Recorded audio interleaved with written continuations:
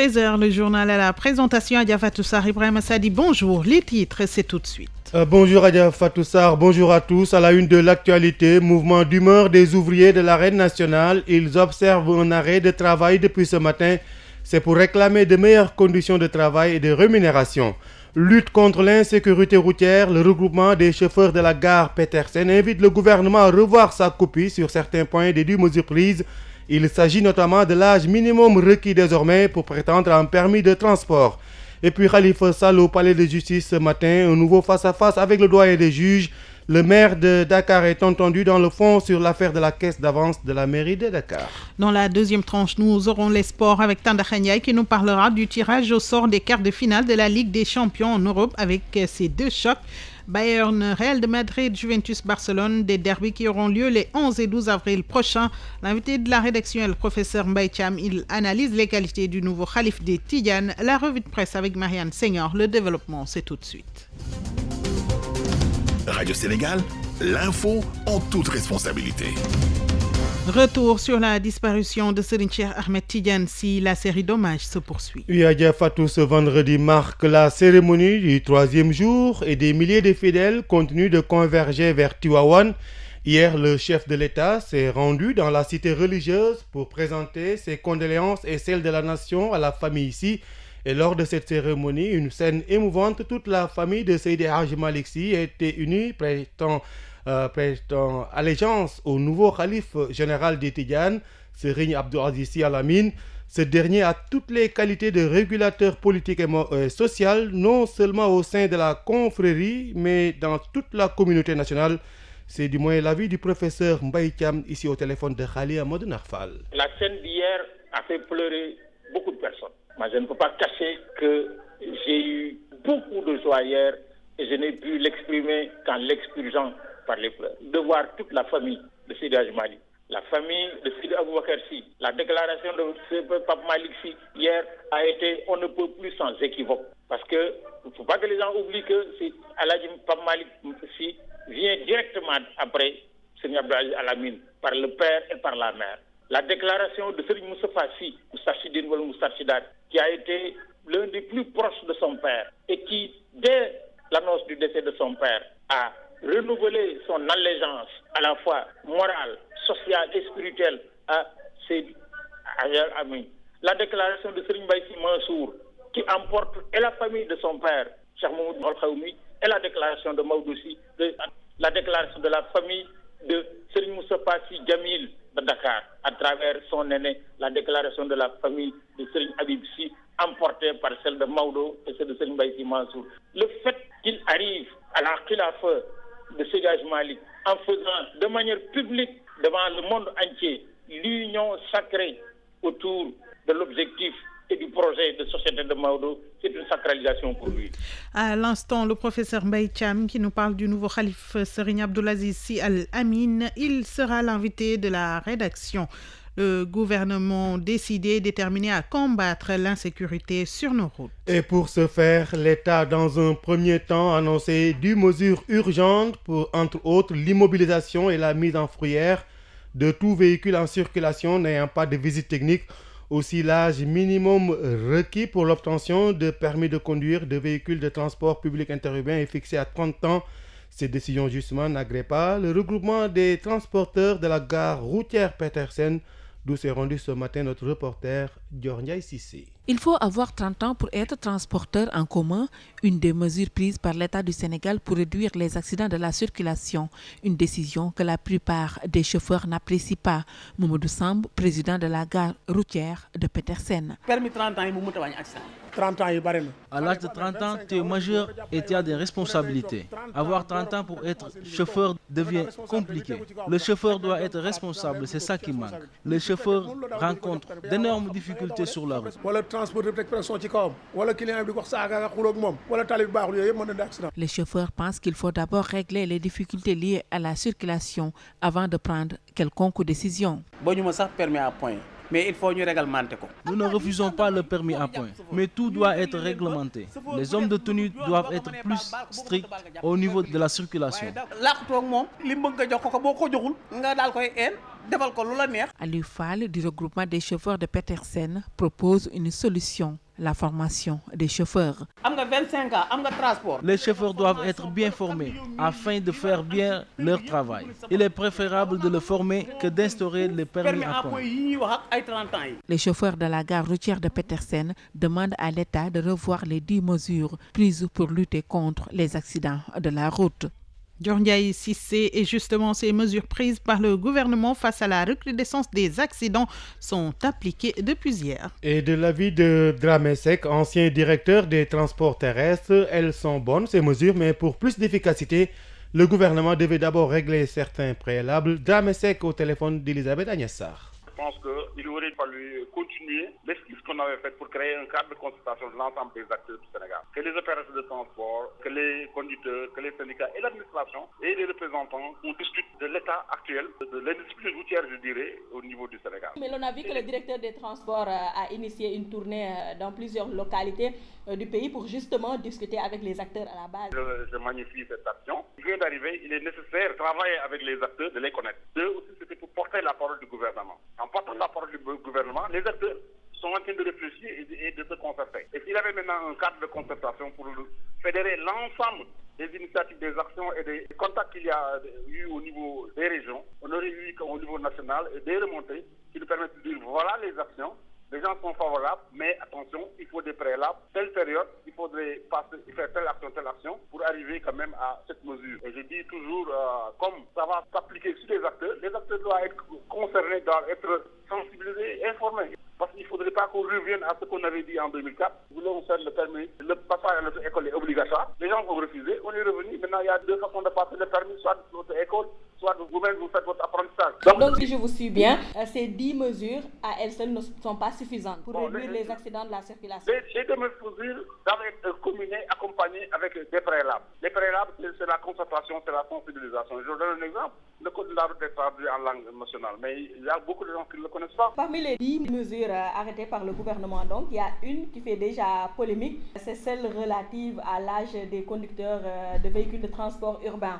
Est-ce qu'il y a garantie d'efficacité en limitant l'âge? Moi, je dis qu'il faut faire attention. Il ne faut pas deux poids, deux mesures. Dans l'administration, on rentre à 18 ans. Quelqu'un de 18 ans peut être plus responsable que quelqu'un de 70 ans. Deuxième chose, est-ce qu'on a sécurisé au niveau de l'état civil? Troisième chose, le Sénégal appartient à la CEDEAO, à l'UMOA, et au niveau du code communautaire qu'on était en train de mettre en place, il y a quand même des articles qui doivent être quand même en cohérence avec ce que nous prenons au Sénégal. À l'instant, Dramé-Sec, ancien directeur des transports terrestres, au micro de Elisabeth Agnès Sarr. 13h passées 8 minutes.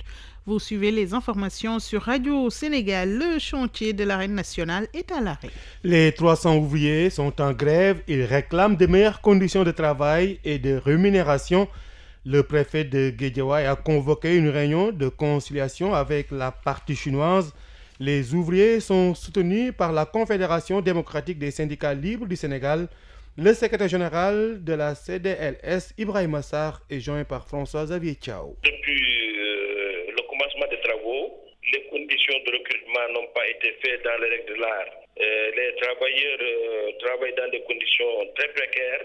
Les salaires ne sont pas payés régulièrement. Il n'existe pas de bulletin de salaire. Et même l'émargement se fait en chinois. Il n'y a pas de conditions d'hygiène et de sécurité. On ne paie pas les heures supplémentaires. Les gens travaillent à longueur de journée. Nous avions pensé que ces ouvrages aussi importants devaient être confiés en ce qui concerne la partie administrative et recrutement aux Sénégalais. Or que c'est les Chinois qui gèrent tout à leur manière. Et les travailleurs ne peuvent même pas revendiquer leurs droits les plus élémentaires. C'est pourquoi ce matin, ils se sont soulevés pour crier leur ras-le-bol et demander à ce que cela soit réglé définitivement. Nous sommes intervenus, la CDSL, on est là à la préfecture de Pékin avec la présence du préfet en personne et le sous-préfet de Dagodan Pékin, les responsables chinois pour trouver des solutions définitives pour que le recrutement se fasse dans les règles de l'art et que désormais que le Sénégal ne confie pas des ouvrages aussi importants avec un investissement de plusieurs milliards à des étrangers qui font ce qu'ils veulent. Combien d'ouvriers sont concernés? C'est plus de 300 ouvriers qui sont concernés.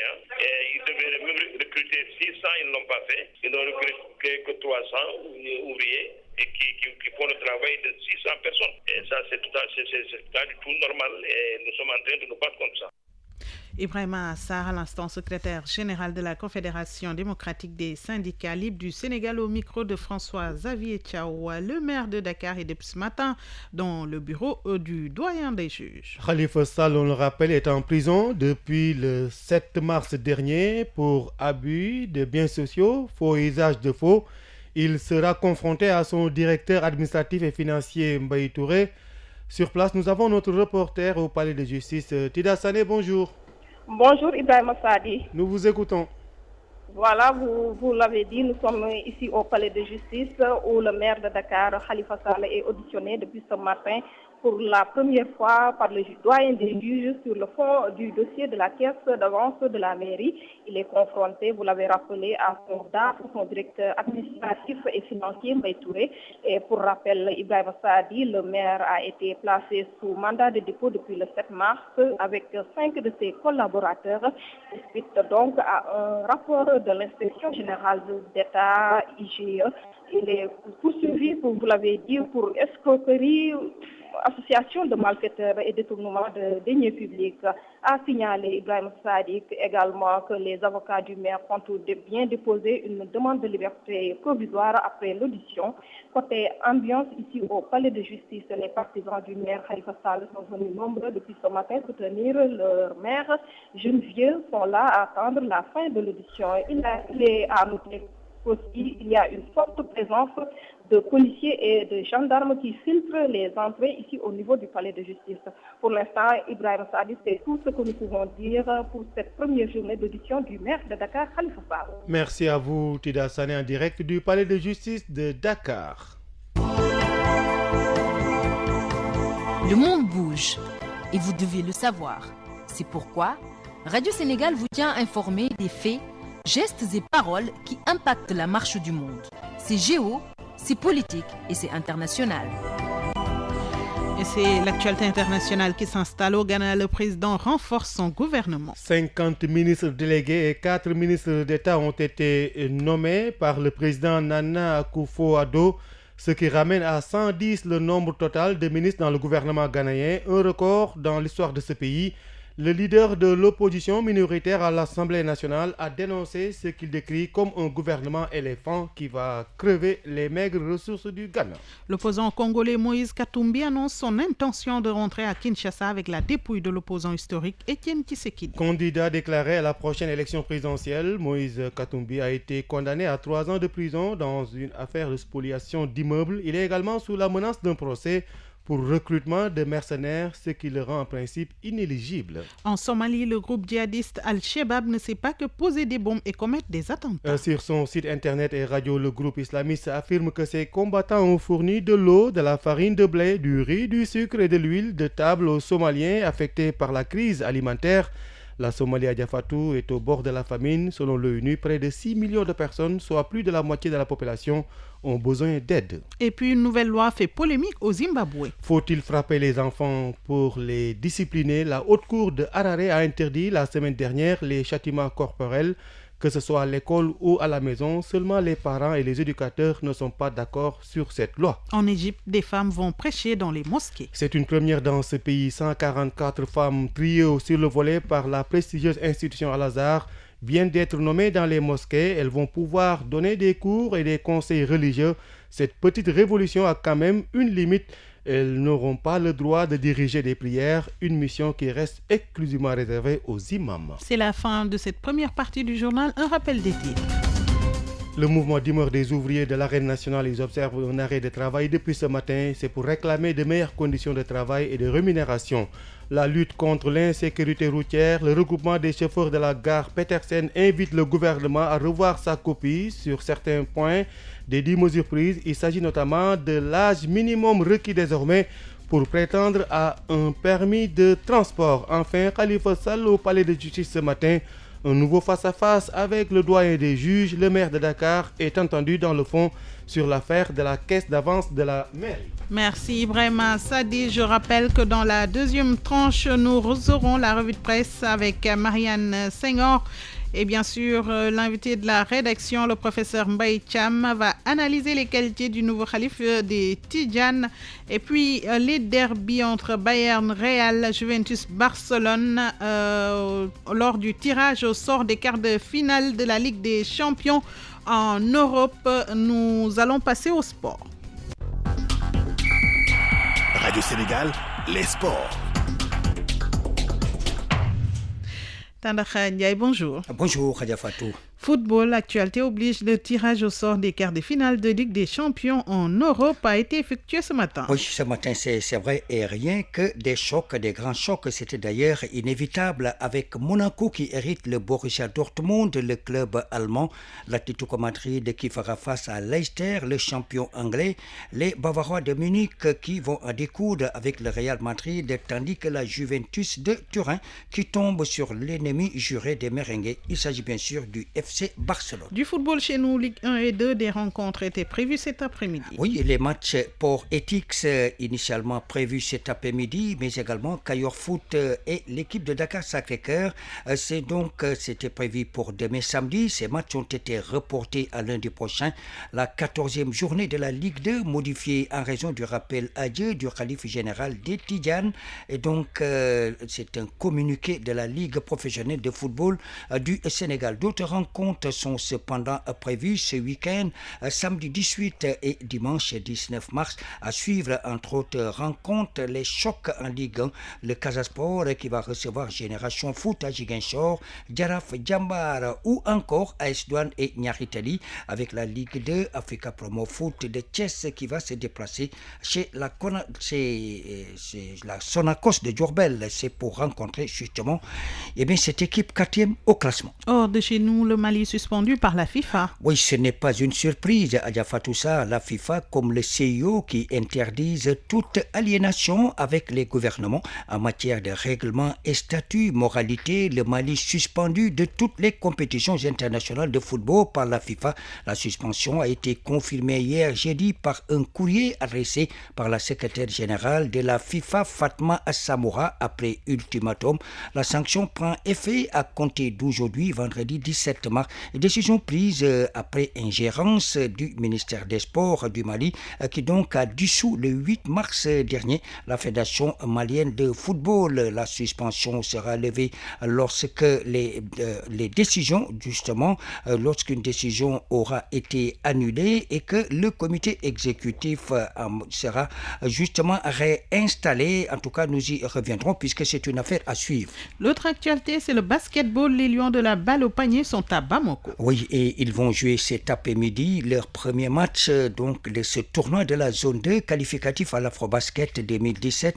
Ils croisent le Cap-Vert à 16h à Bamako au Mali. Un match comptant pour la phase aller. Stéphane Dumas, l'assistant au sélectionneur national, qui exhorte l'équipe à la patience mais aussi à la cohésion dans les jeux. Nous l'écoutons au micro de Bassirou Silla. Démontrer leur qualité. Il nous faut être beaucoup plus tranquille et patient. Il faut qu'on arrive à séparer le jeu en deux phases, ou jouer très rapide pour un panier facile, ou prendre le temps. On a vu que quand il y a eu plus de 4 ou 5 passes et qu'on est capable de changer le ballon de côté, on a toujours eu des shoots faciles. L'adresse, je ne vais jamais engueuler un joueur s'il loupe un shoot, si c'est un bon shoot. Aujourd'hui, on n'a pas été très adroit, mais 80% des tirs ont été des bons tirs. Il faut qu'on arrive à réduire les erreurs faites de par bon sens, mais on se laisse emporter par cette énergie-là qui nous amène à faire des bêtises. Mais je veux rester positif. Je sais ce que c'est d'être joueur, de vouloir gagner sa place dans une sélection. J'ai vu de très bonnes réactions en deuxième mi-temps, notamment par l'implication en défense. On a vu que ça défendait beaucoup mieux. Et ça doit être ça notre cohésion. Ça doit être le travail, le sacrifice et la générosité. Ça commence par la défense et après on attaque, être patient et encore une fois être généreux. Voilà Stéphane Dumas, et donc sans aucune fioriture, c'est donc des mots qui certainement ne sont pas tombés dans l'oreille d'un sourd, ceux-là qui sont sur le parquet du Mali. Dans l'autre match, c'est justement, l'équipe du Mali, pays hôte, va croiser la Guinée-Conakry à 18h, toujours à Bamako, la phase aller du tournoi de la zone 2 qualificatif à l'Afrobasket du mois d'août prochain, et donc va se poursuivre le week-end, et puis un petit retour en zone, même si si ce n'est pas le parquet. Et donc en France, l'élection du nouveau président de la Fédération française de football, cette élection aura lieu demain samedi, mais l'Assemblée fédérale démarre cet après-midi avec l'approbation des comptes de l'instance. Outre Noël Legré, le sortant, et Jacques Rousseleux, c'est donc le président de l'AS Nancy-Lorrain, principal opposant des deux autres candidats, et donc deux autres candidats sont en liste. Et donc là également, Adja Fatou Sarr, affaire à suivre. Je vous renvoie le ballon. Merci Tandakha Ndiaye. Radio Sénégal. L'invité de la rédaction. L'invité de cette édition est le professeur Mbaye Thiam, grande notabilité de la confrérie Tidiane. Il analyse les qualités du nouveau khalife et de son rôle dans la construction nationale. Il est interrogé par Khali Amadou Narfal. Bonjour professeur Mbaye Thiam. Bonjour Khali. Maintenant, c'est une nouvelle page, pour ainsi dire, qui s'ouvre. Quelles sont les qualités qu'il faut retenir de Abdul Aziz Sy Al Amin? Le passage de témoin entre Cheikh Tidiane Al Maktoum et Cheikh Abdul Aziz Al Amin, en réalité, est une forme de course continue. Tant Al Amin est aux côtés de tous les khalifes depuis son père. Il a été l'assistant de son père, le vénéré Cheikh Al-Khalifa Seydi Aboubakar. Il a été l'assistant de son oncle et homonyme Cheikh Al-Abdul Aziz Dabakh. Il a été l'assistant de son grand frère Borom Dareji, Cheikh Mouhamadoul Mansour. Il a été l'assistant et le représentant permanent de son grand frère, à la fois biologique et spirituel, Cheikh Ahmed Tidiane. Ce qui fait que depuis plus de 60 ans, je dis bien 60 ans, Cheikh Al Amin est au service de la maison de son grand-père, Cheikh Al Malik, de son père, Seydi Aboubakar, et de toute la lignée. Ce qui fait qu'on peut retenir chez lui d'abord des qualités de fidélité à son sacerdoce. Il n'a jamais dérogé à sa qualité de représentant de tous les khalifes qui ont précédé son khilaf. Donc fidélité, attachement profond à la mission définie pour la société par la Oumma, par son grand-père et par son père. Cheikh Al Amin est ce qu'on pourrait appeler depuis près de 60 ans le bouclier de la famille, le bouclier de la Hadr Tijan du Sénégal dans la maison de Cheikh Al Malik. Et c'est quelqu'un d'extrêmement véridique. Tous ceux qui l'ont approché savent que ce qu'il dit publiquement, c'est ça qu'il dit à l'intérieur. S'il dit, il dit définitivement ce qu'il pense, sans aucune arrière-pensée, sans état d'âme. Parce que le seul service qui lui incombe, c'est le service de la communauté et c'est le service de la Oumma, mais c'est surtout le service de la Hadr Tijan de Tivaouane. Je pense que le fait de passer le témoin entre son grand frère, qu'il a servi comme un marabout, il a toujours réclamé et décliné de manière très claire être un talibé au service de Serigne Mansour Sy, Borom Daara ji, de Cheikh Ahmed Tidiane Sy Al Maktoum. Il a été leur petit frère, mais leur talibé, et il l'a toujours déclaré, assumé et surtout vécu de manière tout à fait claire aux yeux de tous ceux qui sont proches de la maison. D'hériter de flambeaux allumé par Seydi Hadji Malick, pour lui, est une forme de sacralisation de son esprit de dévouement, de son esprit de sacrifice, de son esprit de fidélité à la mission transmise par ses ancêtres. Et justement, Abdul Aziz Sy Al Amin, le nouveau calife, médiateur social et politique, c'est connu, et maintenant ciment de la grande famille de Maodo. Il est heureux. La scène d'hier a fait pleurer beaucoup de personnes. Moi, je ne peux pas cacher que j'ai eu beaucoup de joie hier et je n'ai pu l'exprimer qu'en l'expurgeant par les pleurs. De voir toute la famille de Seydi Hadji Malick, la famille de Seydi Aboubakar Sy, la déclaration de Pape Malick Sy hier a été, on ne peut plus sans équivoque. Parce que les gens oublient que Pape Malick Sy vient directement après Serigne Abdou Aziz Al Amin, par le père et par la mère. La déclaration de Serigne Moustapha Sy, Moustarchidine ou Moustarchidat, qui a été l'un des plus proches de son père et qui, dès l'annonce du décès de son père, a renouvelé son allégeance à la fois morale, sociale et spirituelle à Seydi Hadji Amin. La déclaration de Serigne Mbaye Sy Mansour, qui emporte et la famille de son père, Cheikh Mouhamadoul Mansour Cheikh Al-Khaoumi, et la déclaration de Maodo Sy, de Serigne Abdou Aziz Dabakh, la déclaration de la famille de Serigne Moustapha Sy Djamil de Dakar, à travers son aîné, la déclaration de la famille de Serigne Habib Sy, emportée par celle de Maodo et celle de Serigne Mbaye Sy Mansour. Le fait qu'il arrive à la khilafa de Seydi Hadji Malick en faisant de manière publique devant le monde entier l'union sacrée autour de l'objectif et du projet de société de Maodo, c'est une sacralisation pour lui. Son homonyme et père a consacré l'essentiel de sa vie à réconcilier la famille. L'essentiel de sa vie, Serigne Abdou l'a consacré à faire l'unité autour de la famille de Seydi Hadji Malick et de la Oumma et des musulmans. C'est une chance inouïe pour tous les musulmans du Sénégal. C'est une chance inouïe pour toute la population sénégalaise parce que ça va lui donner la force nécessaire de s'occuper de son rôle essentiel à la fois de guide spirituel, mais surtout de médiateur social et de médiateur tout court au service de l'ensemble des populations de notre pays. Professeur Mbaye Thiam, je vous remercie. Merci beaucoup. Radio Sénégal, la revue de presse. Parcouru par Marianne Senghor. L'émotion a gagné les cœurs avec le rappel à Dieu de Al-Martoum, écrit Libération, qui ajoute que même le ciel a fait mine grise pour pleurer la disparition du Saint-Homme. D'après l'AS, Tivaouane a reçu hier des hôtes de marque à l'occasion des funérailles de Serigne Cheikh. Le président de la République a, au nom du peuple sénégalais, présenté ses condoléances à toute la famille ici de Tivaouane. Et dans le quotidien, Macky Sall déclare que le Sénégal a perdu un sage, un modèle et un homme de Dieu. Un témoignage appuyé par Monseigneur Benjamin Ndiaye, archevêque de Dakar, qui déclare dans la tribune que Serigne Cheikh était aussi un champion de la vérité et de l'authenticité. Dans l'AS, le frère cadet du Khalif nous livre les dernières volontés de Al-Martoum. Selon Pape Malick Sy, Serigne Cheikh a toujours dit qu'il n'aimerait jamais rejoindre sa tombe sans qu'il n'y ait l'unité et l'entente au sein de la famille. Et selon lui, ce vœu a été exaucé depuis 2012 avec les 2 bourdes dont il avait personnellement tracé la charpente organisationnelle.